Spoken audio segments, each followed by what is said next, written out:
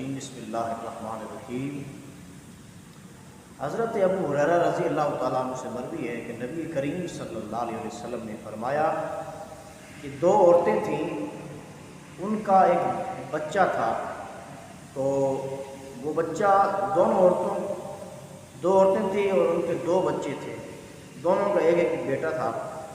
ان میں سے جو ایک کا بیٹا تھا اس کو بھیڑیا کھا گیا، تو نبی رحمت صلی اللہ علیہ وسلم نے فرمایا کہ حضرت داؤد علیہ السلام اور سلیمان علیہ السلام کا زمانہ تھا۔ حضرت سلیمان بن داؤد، یہ داؤد علیہ السلام حضرت سلیمان کے بیٹے تھے، تو ان کا زمانہ تھا، تو وہ فیصلہ حضرت داؤد علیہ السلام کے پاس وہ دونوں عورتیں لے گئیں۔ تو بڑی عورت کہتی کہ یہ میرا بیٹا ہے، چھوٹی عورت کہتی کہ یہ میرا بیٹا ہے۔ تو حضرت داؤد علیہ السلام نے فیصلہ بڑی کے حق میں کر دیا۔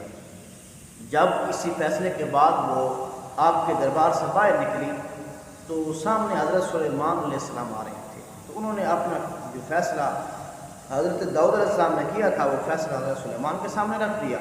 تو حضرت سلیمان علیہ السلام نے فیصلہ چھوٹی کے حق میں کر دیا۔ تو آپ نے اس طرح فیصلہ کیا، آپ نے فرمایا کہ چھری لاؤ، میں اس کے دو ٹکڑے کرتا ہوں اور تمہیں آدھا آدھا تقسیم کر دیتا ہوں۔ تو جب حضرت سلیمان علیہ السلام کی یہ بات چھوٹی عورت نے سنی تو اس نے کہا، اے سلیمان نبی، اے پیغمبر، اس کو قتل نہ کرو، بلکہ یہ بچہ اس بڑی کا ہے، اسی کو دے دو۔ حضرات محترم، تو آپ جب حضرت داؤد علیہ السلام فیصلہ بڑی کے حق میں کر رہے تھے، اس لیے کر رہے تھے کہ آپ کی شریعت میں بڑی کے حق میں قبضہ ہوتا ہے، آپ نے اس لیے بڑی کو حق دیا۔